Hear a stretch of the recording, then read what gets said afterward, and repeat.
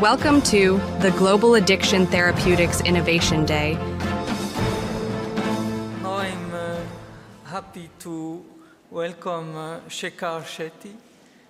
Shekar, we CEO of Clear scientific company, and has an extensive experience in bridging science and commercial company and industry, having Fortune 100 company working in 4 years, and with a background in chemistry. Yes. So welcome. Thank you. Here. Thank you. All right, good afternoon. Can you hear me well? Okay. So thank you again for the invitation. It's a great conference. I'm going to try my best to bridge what we heard in the morning with all the science, and we heard from Sunita just now on the process, but I'm going to come at it from a very much a practitioner's perspective. So I'm one of those crazy guys who was working in Fortune 100 company. I was an expat in Paris, and great life type of thing, you know.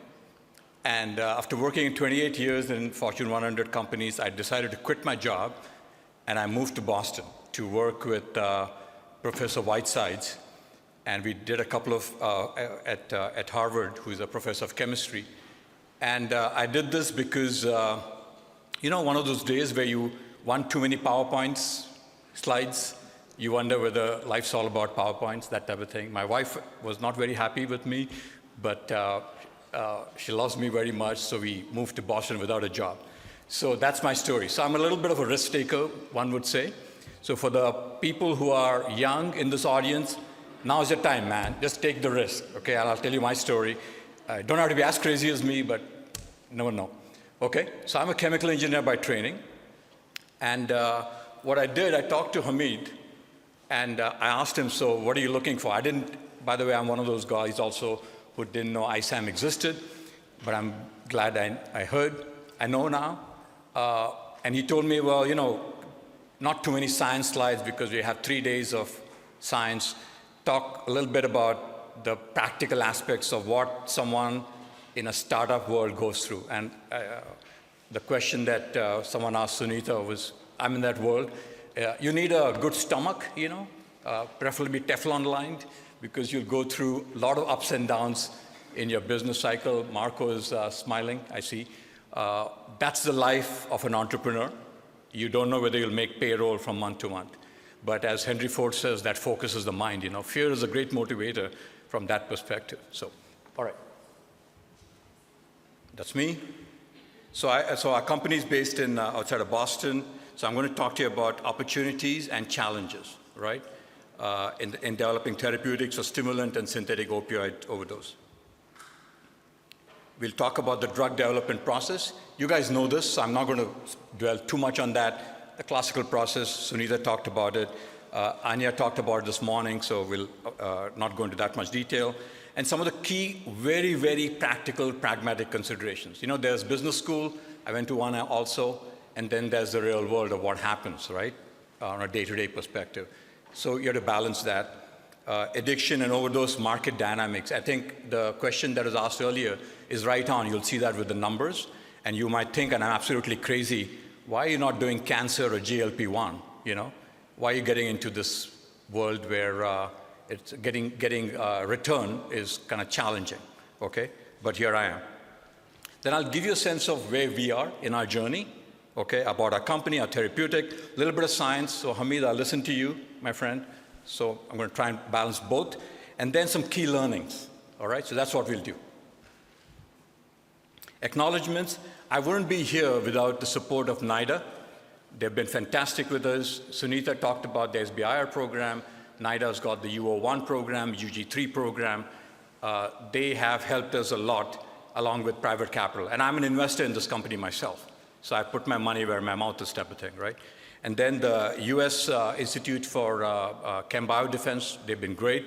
And then, of course, Mass General Hospital, from whom we have licensed the technology, Harvard Medical School, University of Maryland, and UCLA.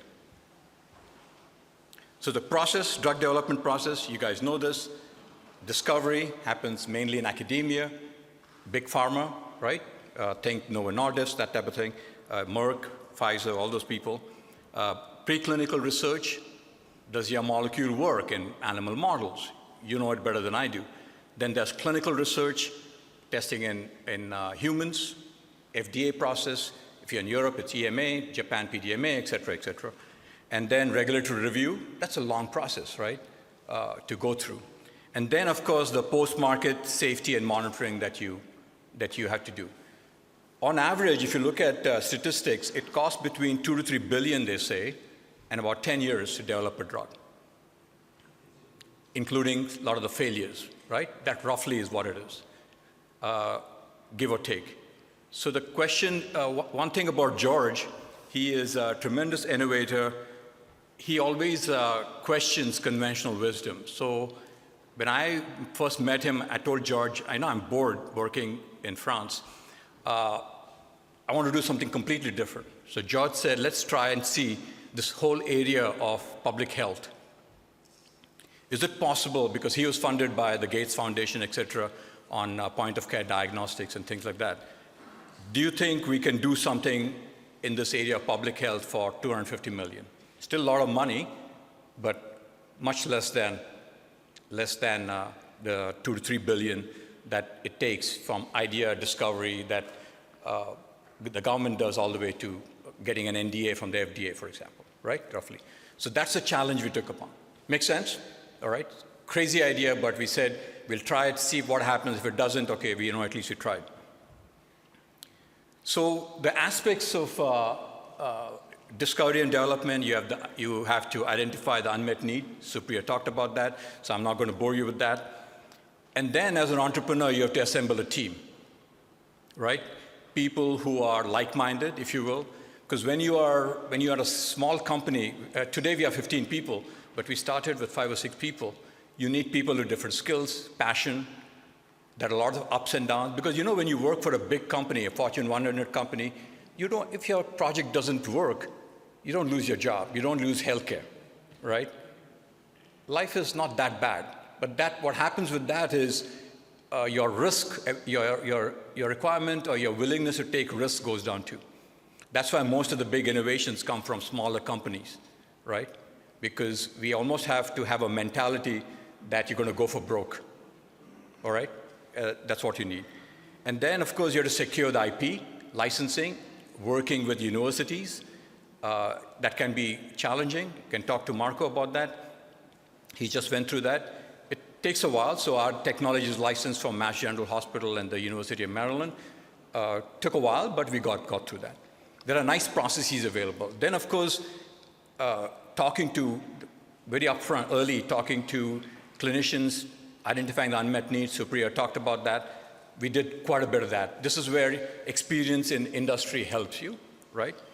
And then access to technical capabilities. You know, when you are small, when you have, in my case, I'm talking about small molecule research, right? You need a high-powered NMR. You need sophisticated analytical tools. You need computational modeling capabilities. To build all those inside your company is almost impossible because you're not really a Merck or a Pfizer, right? You can't do that. So talking to academicians, having that network, talking to people who are skilled can make a big difference. So your ecosystem is very important. So you almost have to be, you can't be shy, by the way, as an entrepreneur. When you're young especially, just go for it, ask questions. It's great to get free advice. And people are willing, okay, to help you based on your ecosystem. So we did a lot of that. And then, of course, understanding the market dynamics, the payer, the various stakeholders, everything. We have talked to everyone from law enforcement to elected officials, and they give you a different perspective. Then, of course, there's the identifying the lead. You go to preclinical research, identifying the lead candidate. You have a bunch of chemistries. You can't move them all forward. You pick one, a lead candidate. That takes a lot of gut-wrenching decisions because you have several molecules. Which one do you, which horse do you pick that's going to go all the way through the FDA process? Believe me, you lose sleep over this because you don't know whether, you know, in chemistry, you change an ethyl group here and it changes the behavior of the molecule. You get off-target binding or what have you. Then conducting preclinical studies that can be quite expensive, filing for new IP because, okay, you license your IP, but after that you have to file new IP so that the venture capitalists can say, okay, I see value in this company. I see it be worth something. And then the target product profile, Supriya talked about that. And then there's this thing called CDMOs. These are the clinical research people who are big. They're multi-billion-dollar companies. And think about it, the asymmetry of the power structure. We are a small company. These guys are big. They'll run the non-clinical studies, or they'll make your molecule in commercial scale. So when we started this thing in about 2019, we had a couple of grams of this molecule. And to go from there to several kilograms of high-quality, commercial-grade things that ICH guidelines tell you have to do before you can put it into humans. A lot of challenges. And can you make this on big scale? Can you make sure you meet all the regulations, the shipping, labeling? It's a highly, highly regulated industry. So you have to think through all those things. Then, of course, partnering. Should you work with big companies, the Indiviors of the world, the Alchemies of the world, et cetera, the Pfizers, that type of thing. From there, you go to clinical, phase 1, phase 2, you get all that, you know all that. Then thinking about the drug product, the drug substance, making the drug itself, is it stable? Will it last for 1 to 5 years? What happens if does it require a cold chain, if it's an antibody, for example? Is it stable in some parts of the world where it can get to 110 degrees Fahrenheit or 50 degrees C, right? So your molecule has to be robust, so a lot of science. Then, of course, the commercial go-to-market planning, all the things that Supriya talked about. Then you get the regulatory review with various regulatory organizations. Having that can be quite boring, by the way, but you need, and there are people who will advise you. The biggest advice I have for you, don't go out and hire all these people on your staff, because these are very expensive talent, but there are people look for people who are retired from big pharma, right? And they are bored to death. They think retirement is great, but then they realize, I'm bored, so let me advise these people. So build relationships with people like that, give them a little bit of equity, consulting, whatever works, right? Because going with a big company is a challenge, right? Because they'll send you change notices every day, every week, and before you know it, in small companies, there's something called the burn rate, meaning you have a certain number of people in your company. There's your salary, benefits, your rent. So you're burning money at a certain rate on a monthly basis.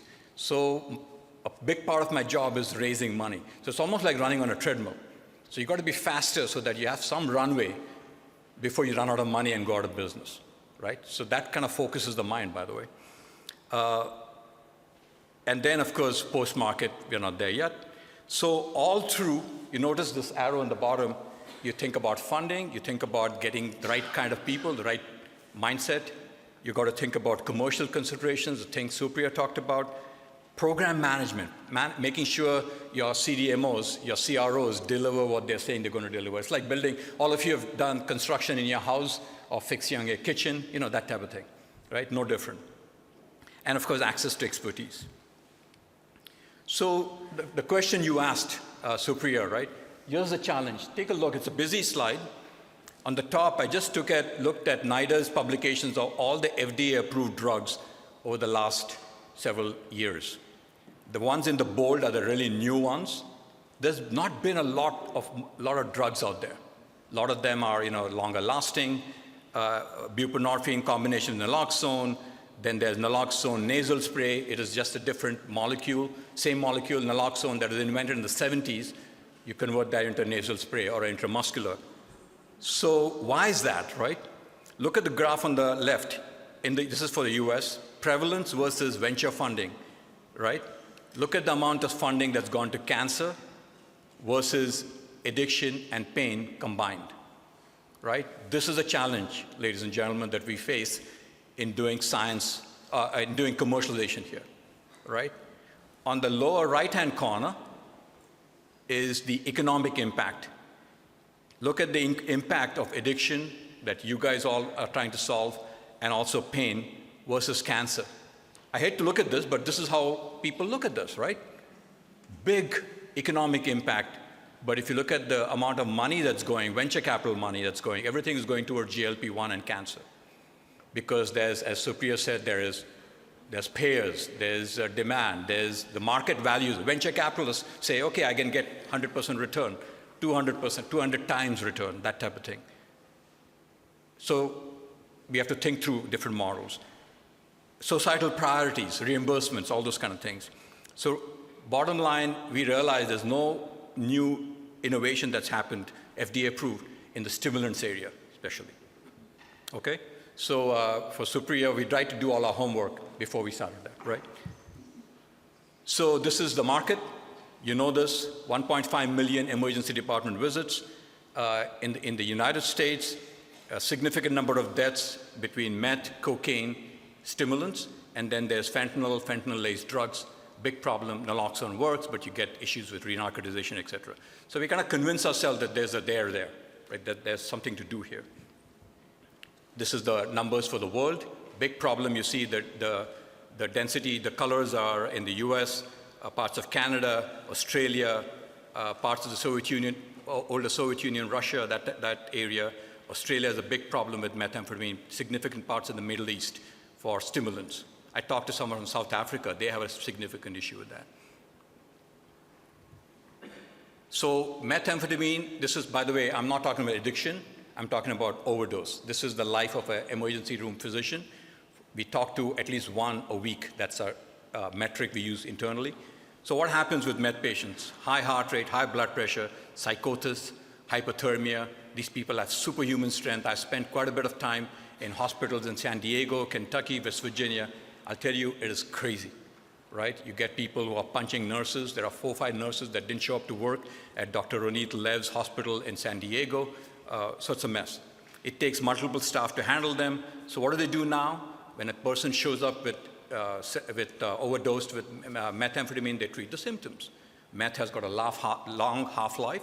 It stays in your body for 12 to sometimes 18 hours. So they're fast asleep on the beds, high on, they give them benzodiazepines, psychosis, other antipsychotics, blood pressure medication, that type of thing. One physician told me it's like a chemical soup. Because when the person presents themselves, you have no idea what's on board, right? So what do you do as an emergency room physician? It's a challenge. So you give them benzodiazepines, or sometimes they give them ketamine. They need 4 or 5 people to hold them down to treat these people, right? So here's the company. We have, I already talked about this. I'm going to skip this. So this little bit of science. So what is our molecule? Our molecule, for those of you who played Pac-Man, the game, our molecule is C-shaped, right? It's an acyclic cucubitrol, a lot of publications in Nature and Journal of Anesthesia. It's C-shaped, it's got 4 sulfonate groups on the end. This is an actual crystal structure, by the way. And it has a tremendous affinity based on its hydrophobicity, hydrophobic core, the charge, solubility in the blood. It likes to bind things like fentanyl and meth. When I say bind, I'm talking about 10 to the power of 7 binding constants, right? Antibodies go to about 10 to the power of 9, 10 to the power of 10, that type of thing. So what it does, as soon as it binds meth, it kind of, the meth, as you know, is not receptor specific. It goes everywhere. It's got a very high distribution volume of distribution, right? So it stays in your body for a long time. So as soon as it binds it, it takes away the intoxicant effects. Administered in all cases of known, we assume our drug will be administered in all our known cases of overdose. We have a favorable safety profile. We have also made a CGMP manufacturing process. One slide for you to show data is how do you know, Shekar, that it works, right? So here's what we did with guidance from our colleagues at NIDA. Non-human primates, we gave it, what you're seeing on the bar diagram here is these are subject numbers. This is the amount of meth that you collect in the urine. So our molecule binds to the intoxicant. It doesn't break the blood-brain barrier. And the chemical, once bound, it goes through the urine, out to the kidney at your GFR, your glomerular filtration rate. Okay? So what you're seeing on the left there is the amount of meth collected in 1 hour, after 1 hour in urine. So we remove 400 to 4,000 times what you would without the treatment. So this is what, and more importantly, we reverse the acute overdose in 2 to 3 minutes, and we remove almost 100% of the drug from the body in less than 2 hours. This is a study with multiple drugs in a rodent. Same experiment, mass of unmetabolized fentanyl, meth, cocaine in one rodent, and we collect the urine and measure the simple mass balance. We finished phase 1. Our drug is safe in humans. We are planning to run phase 2. We are in the phase 2 right now, and then long-term phase 3. This is the timeline for the drug. What is the value proposition for the various stakeholders? We envision minimizing neurotoxicity, reducing risk of misdiagnosis, elimination of oversedation, because that's what happens today. So your bed is taken for a long, long time. Reducing psychiatric admissions, more availability of beds, and safety for the ED physicians is how we envision. The economics, right now in the US, it costs roughly $16,000 to treat an overdose patients, right? They stay in the hospital for 1 to 4 days. So we envision we can reduce that cost to less than $4,000. Okay, and then the physician can determine how he or she wants to treat the patient. So that is the clinical and the economic benefit. So key learnings, funding. Without funding, nothing works, right? You need that. Talent, getting the right people with the right mindset, people are willing to take risks. Commercial considerations, sometimes when you license your technology from a university, even if you have the IP, you got to do a freedom to operate, Sunita talked about publications. One challenge with publications is you kill a lot of the future IP because professors like to publish and tell the world what they're doing, which is their goal. That's what they do. But that kills the value of the company in the future, if that's what you want to do. Program management, making sure that your suppliers, your partners work with you and keeping the cost, because when you run out of money, you have to shut your business down. And then, of course, access to expertise and being in places like this so you can learn from talking to people. Thank you much. Hopefully, I'm right on time. Organized by International Society of Addiction Medicine, sponsors and co-organizers, Scenray, Indivir, Spark Biomedical, Salofa, Ethifarm, University of Minnesota, European Union Drugs Agency, UK Office for Life Sciences,